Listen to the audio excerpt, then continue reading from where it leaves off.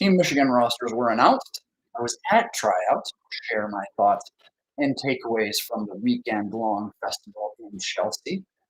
Plus, we'll break down both the junior and senior team rosters ahead of the CCM NIT next month.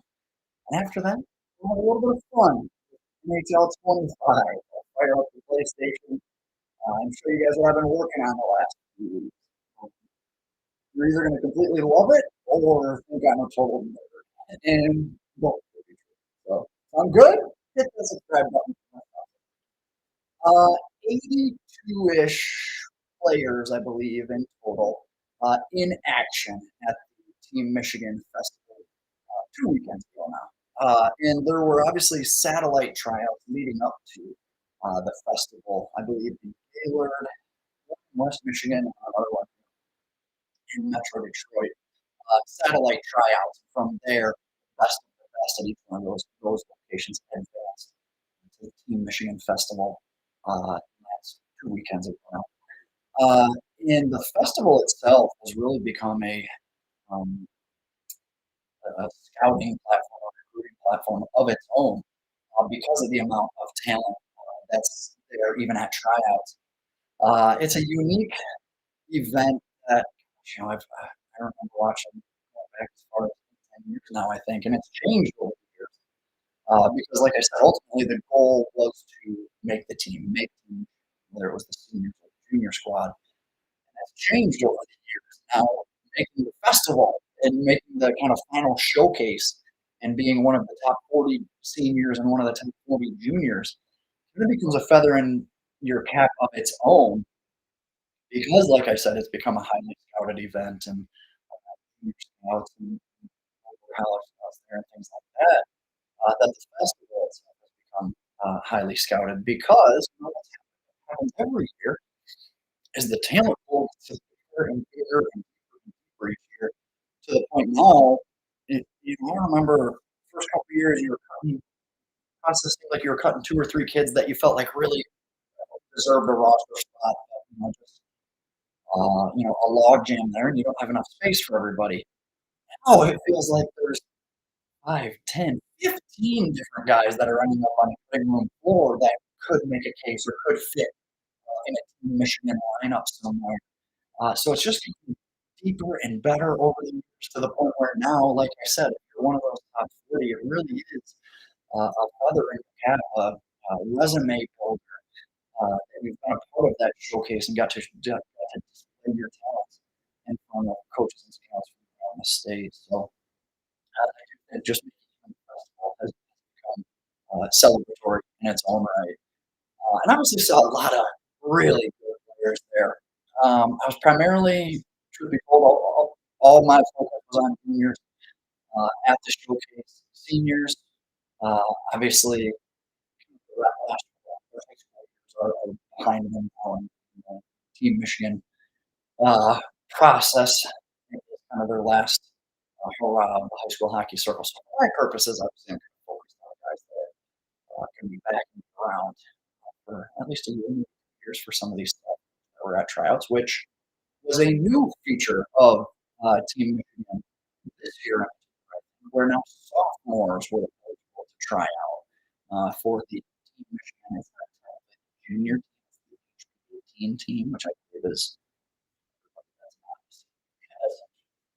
so it was cool to see some sophomores in the mix. I saw some sophomores that really stood out and held their own against some high level junior grade players. Um, so I did want to know, I posted my all freshman, all sophomore, junior, and senior teams a few weeks ago now, but of those 82 players that were at the festival, as many as 60 of them uh, had made one of my sophomore, junior, senior teams just a couple weeks back, and I think that's important because I got a lot of blowback, a lot of banter from people about those teams. How could you not have X? Uh, how is the top scoring player in his grade not make the team? This kid was second team all state. A lot of criticism, fair points, healthy conversation, and debate. I think, which is my hope is for a lot of these uh, laws and topics that I put out on social media, debate, conversation. And I heard a lot of responses from from all four, really six of my season end all star teams because I was a junior. We had East and West just to try and feature and highlight as many top kids from the state as possible. And you're free to disagree. I totally get that, and I don't mind either. Like I said, I appreciate the banter. And after all, it is just my opinion. You're welcome. But I'm basing that off of what I see, what I hear, and conversations I have. So, I got some. What's the point in just taking the top 20 scorers? If it's all based on points, or your opinion is all based on points, then why don't I just take the top 20 scorers and call it a day?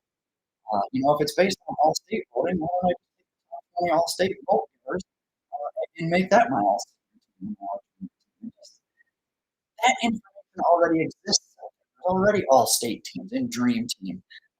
Touch on that. Those things already exist. So, and those honors already exist. I'm happy for those recipients, obviously, and can absolutely celebrate it. Right? Let's acknowledge those players and um, celebrate those moments. But there are also a lot of other players who had great seasons or that are exceptional talents and high level prospects that may be even better than some of those kids who scored more goals or received more all state votes. So I think it's okay to have different opinions and our season-ending accolades don't all need to line up, whether it's myself or state association or the local newspapers, things like that. But like I said, so more than 75% of the kids at Team Michigan Fest were also kids I had named to my sophomore, junior, and senior teams too. So maybe they didn't get huge statistical seasons or receive a ton of all-state cred, but a panel of coaches and evaluators agreed that they were among some of the best in high school hockey this season. So you tell me, I'll leave it at that. But, real quick though, Dream Team. Uh, I don't really have a gripe with any of the six names for the Dream Team, and Nolan Kinsey being named Mr. Hockey is hard to argue too. So as far as the results of that go with the Coaches Association All State voting and how all that kind of went down, I thought he did a fantastic job. One, kind of teasing it and unveiling it on social media, and then obviously giving out those awards and honors. Really, with the Dream Team voting. I even when they started teasing it on social media, I put out my projections who I thought was going to be on Dream Team. I went 5 of 6. I missed, in hindsight, I think I had Evan City in there for goalie on the Dream Team. It ended up being Henry Lansky. Lansky oversight on my part because obviously I talked about a bunch this season. Video game numbers of the season, so obviously well deserving. Uh, received the award from state champion as well. So I've talked about the Team Michigan evaluation process before, but I think it's important to reiterate. Um, I really believe Team Michigan is the best thing going we have for Michigan high school hockey when it comes to exposure, getting some of the top kids in front of top scouts, Team Michigan evaluation process, everything that goes along with it, I really believe is our best outlet in Michigan high school hockey. MPHL, MHA, there's a lot of polarizing opinions out there. Uh, Politics and things like that. Everyone wants to talk about that and youth sports, not just hockey, but youth sports, politics, and things like that, and how that plays a role in some of these extracurriculars and out of season high school hockey. And I think Team Michigan is one that gets it as close to right as possible. I think there's going to be some underlying biases or opinions, favors and leans that we all have, and it is hard to be completely separated from the situation. But I think Team Michigan is as close to the middle as you can get. and looking at the final rosters for this season and just kind of seeing the process and everything unfold. Um, I'm not wavering in that opinion. I really feel that way about Team Michigan. Um, and I hear it from disgruntled parents. Oh, it's a popularity contest. Oh, the team's already picked before tryouts. You couldn't be farther. Could not be farther from the truth.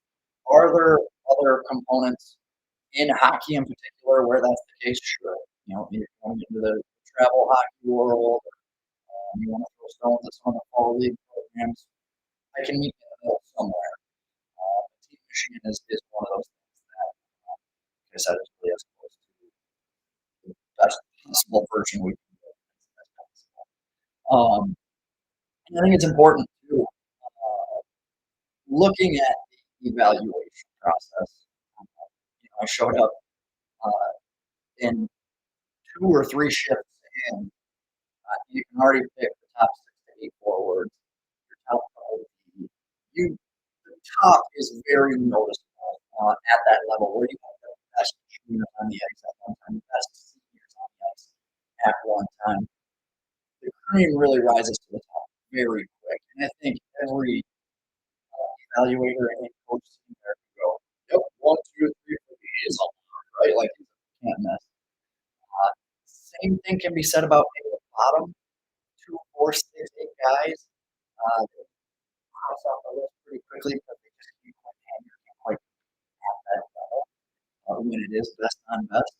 So you end up in this middle tier of 15, 20, 25 guys that you're then trying to fit into those final 60 roster spots. And that's where it really just comes down to a difference of opinion. I may have A, B, and C as my last three forwards in, and the guy sitting next to me might have D, E, and F as his last three forwards in.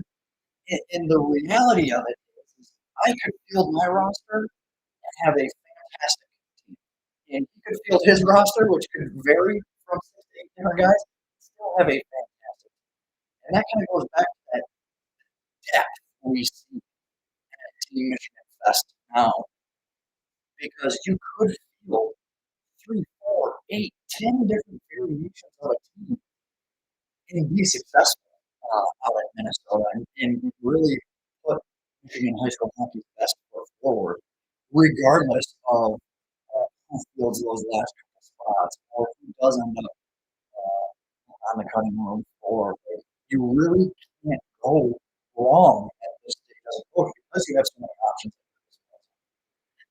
So that's why I really try to preach, don't get hung up on who doesn't quite right because uh, I talk a lot about tryouts, whether it's MDHL and MHA in the fall, whether it's Team Michigan, whether it's main camps and things like that, junior teams. Tryouts aren't about making it or getting caught. It's just about building your resume.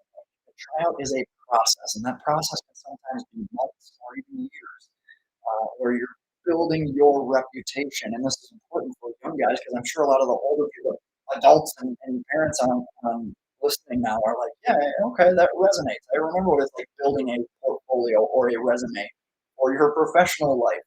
Hockey, it's the same way. You're going to go to a tryout. You could show really well and play really well and get cut. The important thing isn't to be sour on that tryout or sulk and be like, well, I should be on that team and I'm not. Like, take that as motivation. Use it as a feeling cap to build your resume. Because next tryout, a coach from that previous tryout who might have liked you, who might have took you, could be at that next tryout. Oh yeah, I remember this kid. We had to cut him because it was a lefty righty thing on the back end, right? That's one thing that factors into a lot of these tryouts too. Is I mentioned you can identify 4 or 5 of the top D on the ice in that tryout. You go, okay, well I got 2 lefties and a right, or 2 lefties and 3 righties. So I guess that puts me on the market for a left. Someone else may go, I got 3 lefties and 2 righties. That puts me on the market for a righty. Some of these decisions kind of make themselves in a way, or I got my top 3 lines set. I need some grinders. I need some guys who can block shots and So he might have been a very skilled forward dude, and maybe he even scored a goal or two in the showcase.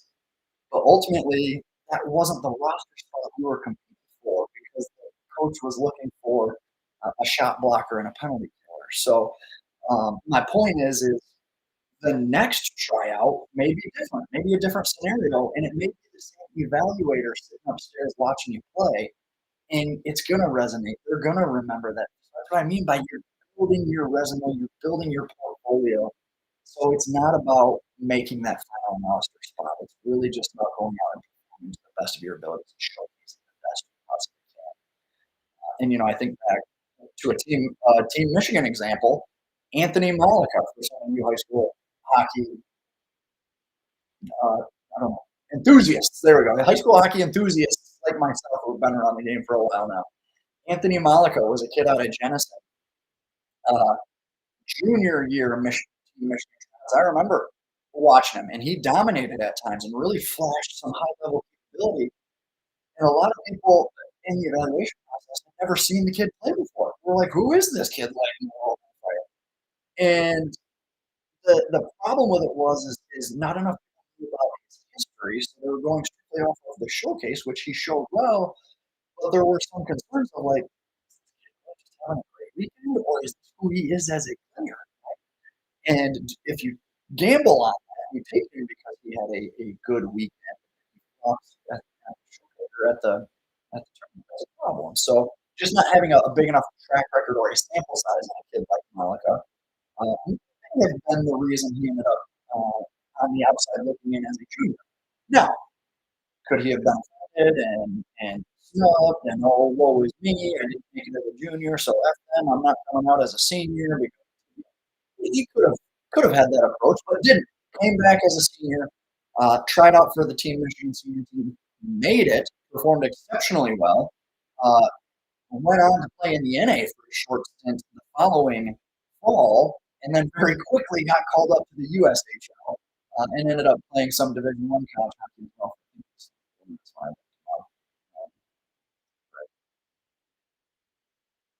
Yeah, St. Moments. Just wanted to get that right. So like I said, he ended up cut the first year, could have very easily taken that, woe is me attitude, and I'm not coming back. Ooh, knock my mic around here a little bit. Could have very well been woe is me, but it's about having the right attitude. Take that chip on your shoulder. Sure, use it as motivation to fuel you going forward. But just because you got cut once doesn't mean you're going to get cut a second time. Doesn't mean you shouldn't try out that second time. Doesn't mean you shouldn't keep beating on the door because eventually you're going to break through in one way or another. Whether it's Team Michigan, whether it's the fall stuff, whether it's a junior team somewhere down the road. Like I said, it's just about that. Let's get into the roster here a little bit. I'll pull it up. I think I posted it on. See if I can. In real time, I should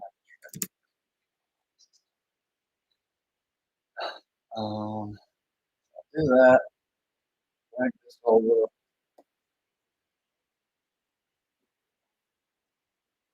Okay, almost there. Where's my source?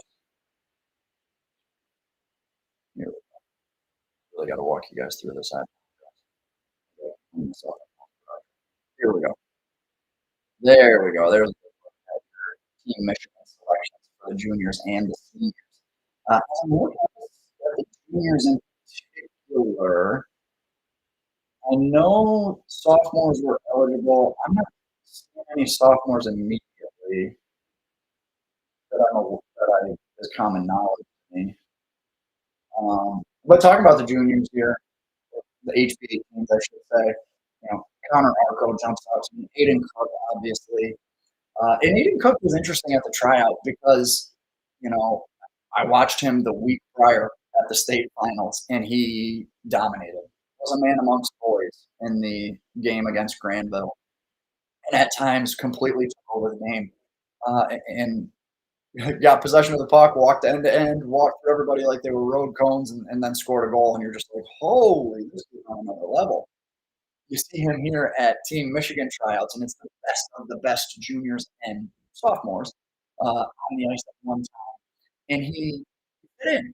He didn't dominate the way he did maybe a week earlier, and again, still performed admirably, still makes the team here, and still well deserving. My point is just that that's how good the competition level is at Team Michigan Fest, where it's such a huge step up from your average from your typical professional high school hockey game where you want to have the best on the ice at one time. Aiden Kirk obviously still had moments and still stood out, obviously, but not to the level that he did in the state semis and the state finals. That was an interesting takeaway for me.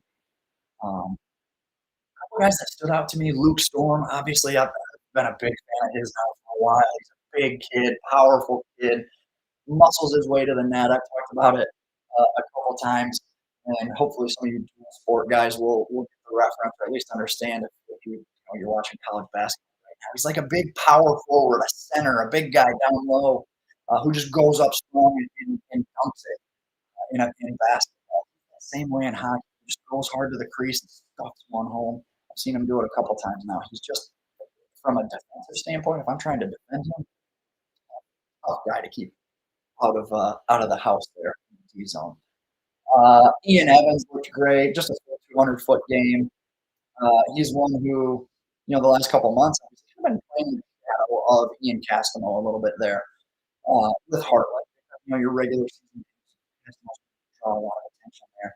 Evans kind of gets to step outside of that shadow a little bit here at Team Michigan, and I thought really showcased what he can do in his own right. So happy to see him make the team a pretty easy one, in my opinion. Chad Patilla on the back end, he may have been the best overall player in that HP18 game. Uh, I talked about some of not the struggles, but like it's just a level playing field. You're not playing on a stacked Portland team that goes, nine guys deep up front. You're not playing on a Catholic Central team who's got 6, 7 defensemen at their disposal. You're out on an island. You're all by yourself. You're not insulated by the resources that you've had all season. This is where you really get to see guys separate. Chad Patilla to me was one who didn't just separate himself, but separated himself amongst all those juniors in action at the showcase. Really dominated at times and really showcased. A couple surprises, but like in a great way. This is great for high school hockey to see guys like Luke Thick out of Marysville, Jack Dirksen, goalie out of Saline. He was in the system when I was coaching at Saline. I believe he was a freshman, maybe a middle school at the time when I was there. So I got the opportunity to coach him. I was very familiar with him and as well. So to see him perform the way he did at the showcase was super cool. After the season that Saline had, Cap City, two guys here with the HP18. Who else? Another one here. I mentioned I didn't really watch the seniors, but Case Van Siegel out of Fort Huron, that's awesome. Ryder Novak, I know Country A kind of had a bit of an up and down, a challenging year. Obviously, a ton of talent there on that roster as well to see if like Novak break through. So that's kind of what I mean is Team Michigan is an area where you're never going to bat 1,000, but it's as close to the best as we can get. And I love this tryout environment for a lot of kids because, like I said, you're all on an even playing field. It doesn't matter if you play for Marysville or you play for Catholic Central or you play for Brighton or if you play for Salem, PGR, Clarkston, Traverse City West. Like, it doesn't matter who you play for when you get to this level. And this is it doesn't matter who you play for or who you play with. Like I said, Ian Evans can be able to step out of the shadow. So that's not the right word for it. But obviously, a lot of guys on Heartland drawing attention during the regular season. So Ian Evans kind of getting to do his own thing here. Same thing with Patilla, Parker Bendall to a degree. Bendall? One thing too, Benny Milak, or not Benny Milak, sorry. Gibby Grendel, there we go. Defenseman all year. Now he's playing forward. I'll take it. I'm fine with it. Maybe I saw he signed a tender with an SHL team, I think. So maybe the players for like forward at the next level. I'm not sure, but nonetheless, absolutely capable, fantastic skater, probably one of the best skaters you see on this graphic. And so him making the transitions makes sense. Same thing with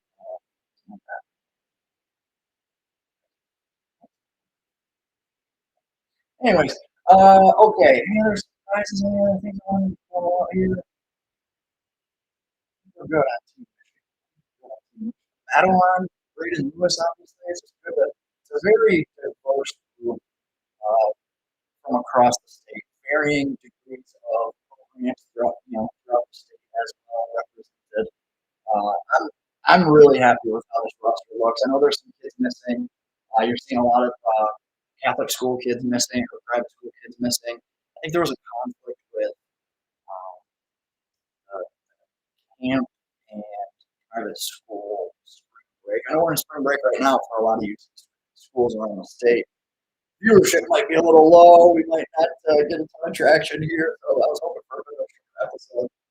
And we'll get into some other stuff here too. I'm kind of delaying what I want to do with five regions face-off. Like next week. But I believe there was a bit of conflict there at spring break with some players and getting to camp in order to get to the tournament. So you are missing some top names from this list, but that's no slight on the guys who are here because none of these guys stand out to me as a good one. Like this is a very good year in particular. Right, so really argue it. So it doesn't happen every year, but this year obviously like I said, super exciting. So I go out to for those of you who aren't aware of the process. I'm not going to claim to be as well versed in it, but um, the CCM NIT out in Minnesota. I believe there's HB18 senior teams from Minnesota. It's out here somewhere. I know there's Minnesota.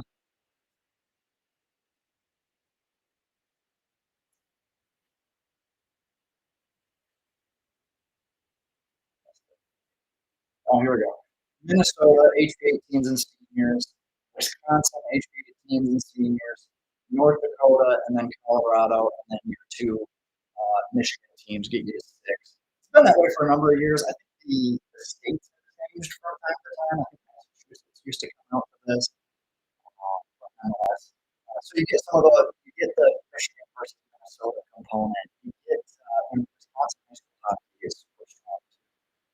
So you get some of these crossovers that a lot of people on social media clamor for, right? Well, Michigan versus Minnesota, what would it look like if, oh man, I don't know.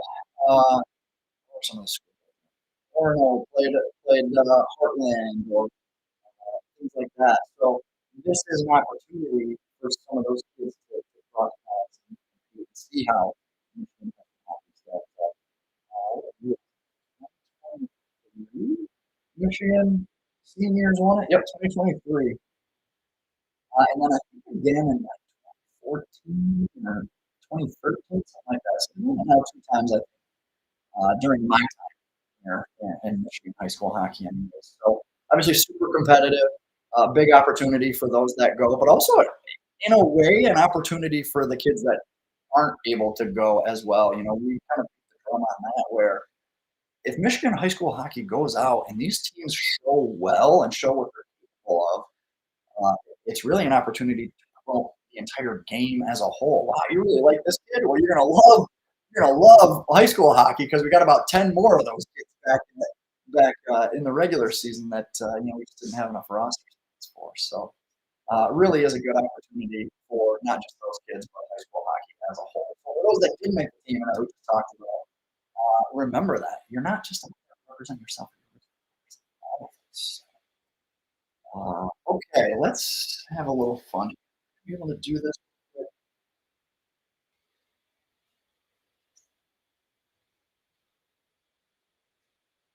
Shouldn't have waited to do this until right now, because of course. Oh, yes, here we go. All right, we are good. Yes. All right, cool. So got the PlayStation going here, and we will do our best to explain to you the 2025. Turn my mic off there. The 2025 five regions face off, which I should probably tease this logo real quick too. Hmm,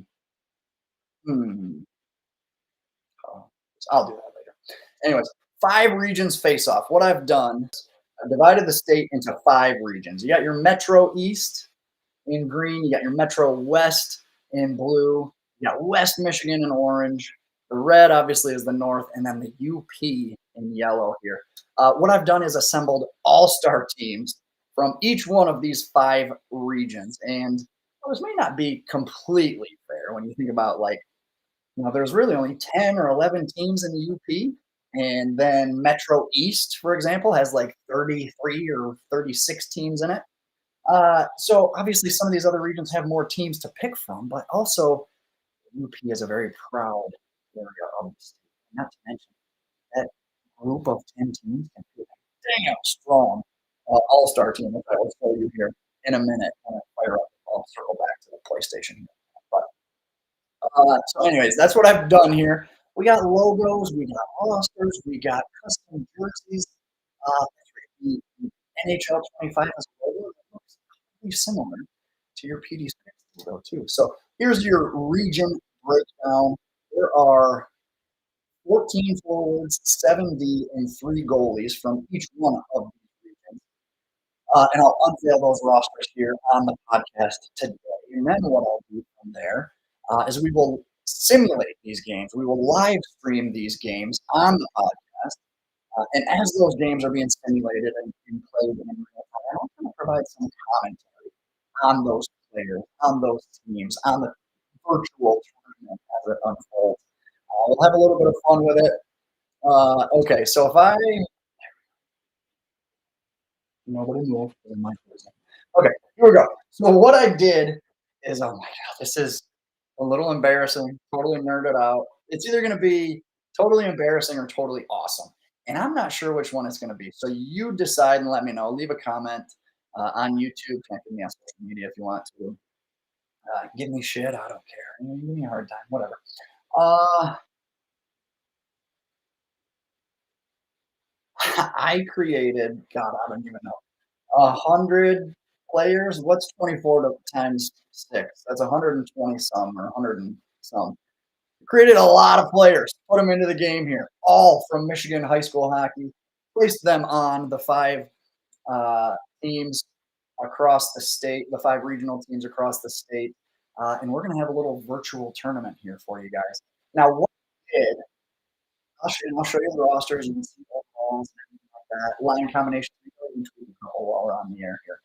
Um, don't get too hung up on player overalls because what I did was I used Brooks Rogowski as a benchmark. I'll pull up Brooks here uh, so you guys can see him. He is one of, I think, 28 or 28 to 30 former Michigan high school hockey players that are in NHL 25.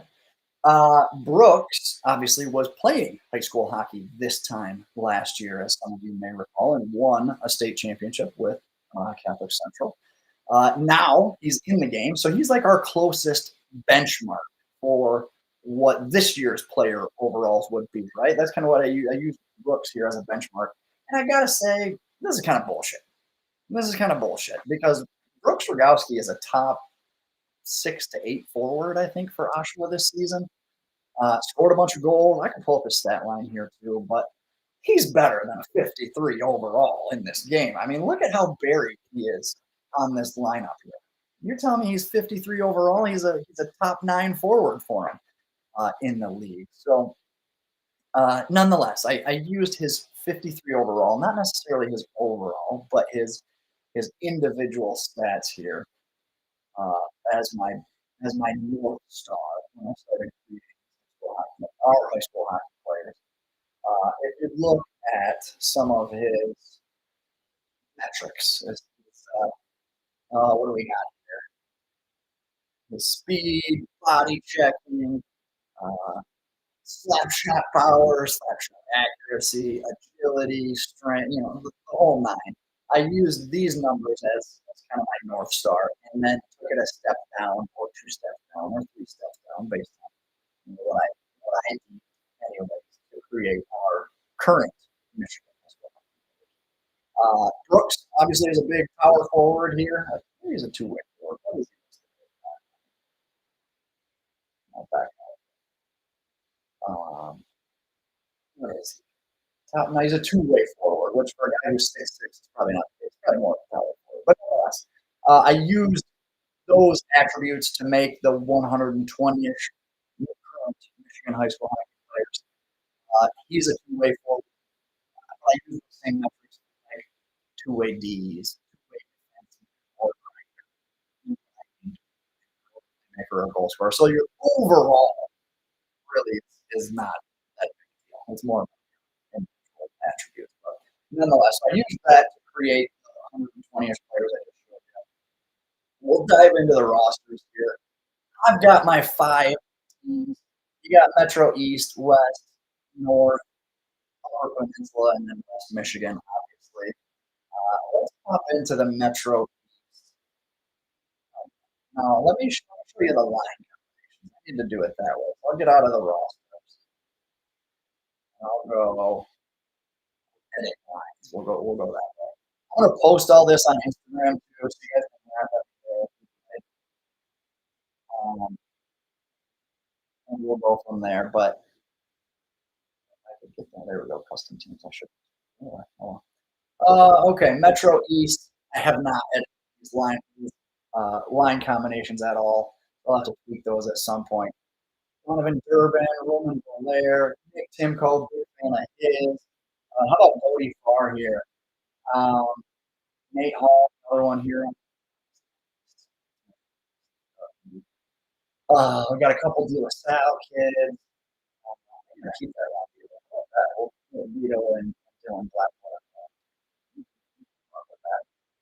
We'll pop in, check out the defense here. Cam George. So again, don't get caught up on these calls. 47, 46, whatever. I used forward attributes to make it. So obviously it's not going to line up. And then we got your goalies, Evan Sivvy, Gavin Zalkowski. And then let me pop in here. I'll show you currently scratched players. That is obviously subject to change. And as I simulate these games, I've got a whole schedule of games because we'll do a full round robin. Metro East will play Metro West and West Michigan. We'll do a whole big round robin, and from there we'll see all five regions, and we'll have a little playoff on top of that. So a lot of games get simulated here, which gives me opportunity to work some of these other guys into the lineup. We'll keep track of stats. I'll put them on the website too. We'll have fun with that. Um, I don't know. It'll just be, like I said, an excuse for me to kind of talk about some of these players and continue and stress the season as long as we can. Okay, so that was, I'll pop out of this. That was your Metro East. Already. This is West Michigan. No, I got him up front, like I said, because of the change there at Team Michigan. Braden Lewis, Josh Lewis.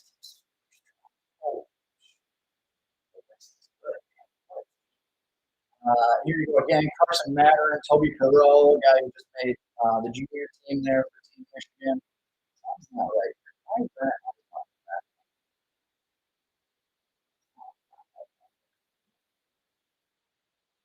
Oh, defense goes up front. Okay, so I'll put you back on the back end, buddy. I did make you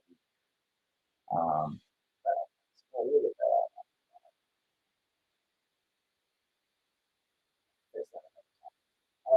Whoops. I didn't get to show you the rest of West Michigan. Let me show you the goalies real quick. Goalies, you got Sam Hogue, Sean Story, another Team Michigan kid. If I go into, which are currently the scratched kids at the moment, Braden Mellon, your third goalie, Cullen Potter. That'd be nice. Yeah, Cullen Potter here. Chase Potter, another exceptional Potter, but Cullen Potter. Arizona State. Put an Arizona State kid on this lineup all day, right? That'd be sweet. Braxton McKee filled in. So that kind of rounds out your West Michigan in blue here. I think this is Metro West. Tom Chappett, Nolan Kaminsky, Mr. Hockey. You got two Salem kids there. And I'm actually kind of excited for Dom Chappett on the Team Michigan senior squad because I feel like um, if Kaminsky doesn't have Chappett as a running mate this season, that season could have looked a lot different. So for Chappett to kind of get an opportunity to stand alone and do his own thing here with Team Michigan, really an opportunity for him to consistent capability as well. Not that he didn't this season already. It's just you kind of had that the tandem there of Chappett and Kaminsky. So now with Chappett playing on Team Michigan, separate from that, I think it's kind of an opportunity there. So pretty cool. A couple others here. Ian Castanel, obviously. Peterson. This team's going to be super strong down the ball. We'll look at the defense here. Oink, Patilla, Kraut, Nelson, McCollum. All those guys were Michigan guys, or should have been Team Michigan guys. Your goalies, Will Keane, Henry Lansky. There's your two goalies for Team Michigan. How about that? Your current scratch guys. I just scoff at the scratch, but I got to show you guys the whole roster, and there's no good way for me to do that. So, Alex Kozar, Braden Irvin, kind of your alternates up front, and Trey Damien on the back end. So, okay, we got a couple more to go here. What do I got? I got yellow. This is the UP. Only 10 teams make up this roster, but damn, this is Brendan Bober, Graham Johnson, Jace DeFore, Aiden Miles, Sheldon here, Connor Arco, Heinonen. Like this team is stacked too. Man, Nolan Bank, one of my favorite defensemen in the state right now. Who am I looking at? Meyer, Gavin Moore. Gavin Moore was a kid I liked last year as a forward, and then I believe maybe transitioned back to throughout this. Goalies were a bit of an interesting choice here. Bo DeCurry, I liked him a lot at the MIHL showcase. You got my guy Cully Hayes here as well. You get into the scratch players. Carson Pace, one of my favorite defensemen. Engel being another goalie. Evan Kennedy, Eric. I don't work on these guys into the rotation here throughout this tournament. Last but certainly not least, we'll check out the North. Owen Perry, the only you got to have some sophomores in the mix. Owen Perry being the only freshman I have in the mix, but obviously had a historic freshman campaign this season, so hard to not keep hard to keep him off of your Northern All-Star team for the season. As Merchek, got some hard names to say. How about that? Alphabet soup there on the fourth line. Logan Mayer, Lucas Mankoff, excuse me, Cade Sanborn. You got a couple mid there. Nolan Harris is Dow. This will be an interesting treat as well. Defense could be super strong. Callan Ray and Logan Betcher, your top two defensemen on this squad, and solid defensemen like that. Logan Beckwith, I believe was a first-year junior this year. Heard rave reviews about him out of the SBL. Another player I'm kind of excited about down the road. Can't wait to see more from him. Same thing with Drew Charlin. Really, heard about how he just took off throughout the season. He elevated his playing alongside Callan Ray. Maybe I saw it. Maybe I'll keep that tandem together. Callan Ray, Drew Charlin here in the virtual world as well. And then last but not least, your goalies. Tyler Fisher, obviously. Hunter Clark, state championship winning goalie out of ours. Nash Leonard being your third goalie here. Isaac Wheeler out of Gladwin. Luke Weaver, and then an interesting pick here. The guy I got a soft spot for, Matt Timofeev out of Cadillac here. A boatload of goals, big kid. So I'm sure there's opportunities for finagle him into the lineup some mileage out of him there too. So, um, one thing of note, so measurables are actually as close to, or from what I could find, 5'8", 161, 5'10", 171, 5'11", 183. These are all as close as I could find online anyways. I put some attention to detail into the equipment too. So it'll be as close to, if it's in the game, it's in the game. So had some fun with it nonetheless. Let me see if I can write myself right here. Had some fun with it. Hopefully you guys enjoy it and get some, I don't know, maybe laugh and learn out of it as well. And like I said, just an opportunity to continue talking about some of these players who have fantastic seasons throughout this winter, and extended season a little bit. But I mentioned you guys measurables. You guys got to get your weight up. You guys are skin and bones. When I played, I was 6'1", 185 pounds as a senior in high school. And I bet of the 120 guys I put together here, maybe three of you were bigger. I'm like, what is going on right now? And it's probably got a lot to do with Shannon kids only playing basketball, so I get some of that. And you guys probably would have stayed in circles around me and mohawked and gypsy dude all around me. But if I got a hold of you, you weren't going anywhere. I'll tell you that much. If I caught you, you're in trouble. I'll put it that way. So you might have stayed in circles around me, but we end up in a corner or in front of the net. I think you know, so okay. Well, anyways, you tell me. Leave a comment. Is it great or is it cringe? I don't know. However you want to go with it. So we will do that next week. What I'll try to do, it won't be like a full blown podcast. I'll simulate probably 2 or 3 games at a time and do it a couple days in a row. We got.